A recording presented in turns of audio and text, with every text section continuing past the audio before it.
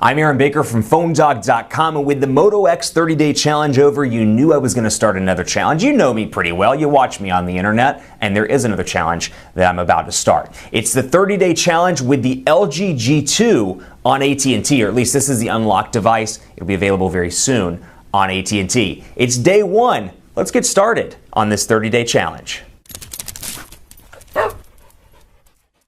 Knock, knock.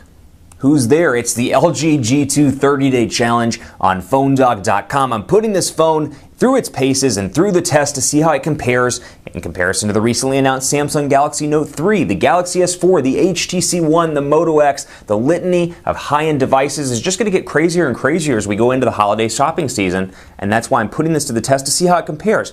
LG hasn't had a smartphone, or a phone for that matter, on 4 nationwide carriers in a long time. This device is hitting all 4, AT&T, Sprint, Verizon, and T-Mobile, and it's unique in a lot of different ways. It's got a 13-megapixel camera with an optical image stabilizer. It's got the power and the volume buttons on the back, making it really unique, and on top of it, some software value adds like the double tap to access the screen and unlock from there. Cool little features like that may make this device awesome, but there may be some shortcomings. I'm going to answer it all over 30 days, and in the meantime, I'm going to want to hear from you as to what you want to see covered in the 30-day challenge. I'm on Twitter at PhoneDog_Aaron. I'm on Facebook at Facebook.com/HiAaronBaker. Let me know what subjects you'd like to see covered in the 30-day challenge. Right now, I'm pretty excited to get started with this device. 5.2-inch display. I'll tell you a couple of first impressions I've had with it. The 5.2-inch display is big, but not too big. It's still got that form factor that's very similar to the HTC One and the Galaxy S4. And I've talked previously in videos. You know that my favorite screen size is right about 5 inches.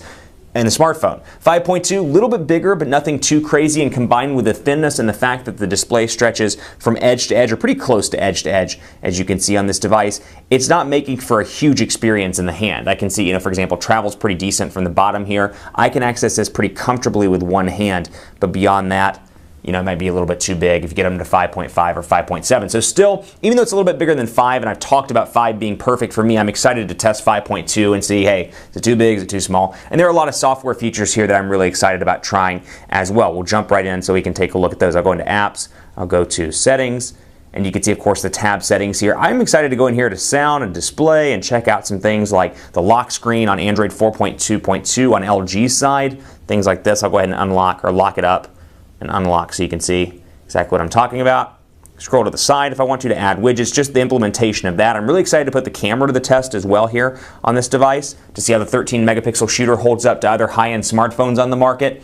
Really looking forward to that and see how that optical image stabilizer works and that technology performs. And not only that, but the editing options inside of the camera. I'm a real big fan of things like this. We'll jump into mode here so you can see things like night mode, things like dual shot or dual camera here on the LG G2, almost said Optimus G Pro. How crazy of me. You can see me right there.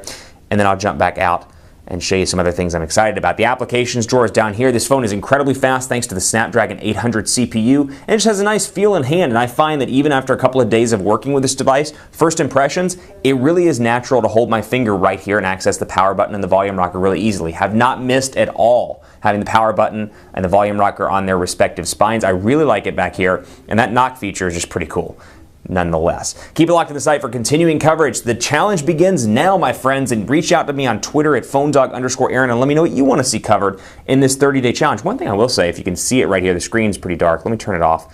See if I can bring it up close to the camera. Did get this thing scuffed up last night. I dropped it, which is a concern for people that are hard on their phones. I'm not even hard on my phones, but you can see kind of the scuffs right there on the display. I dropped it once face down like that. It slipped out of my hand, dropped it face down, which is another thing we'll compare, is the glossiness prone to falling out of your hand or prone to slipping out of your hand. We'll see. But anyway, had issues with the screen right there just after one drop. So my concern is after 6 months and a couple of drops, the traditional cell phone lifestyle that a lot of people have, is it going to be a challenge? We'll find it all out in the LG G2 30-day challenge, and obviously when other units come in, if there's an AT&T unit that comes in, I'll swap it out for 4G LTE because right now I'm running on HSPA. Keep it locked on the site. More to come on the G2 30-day challenge. I'll see you next time.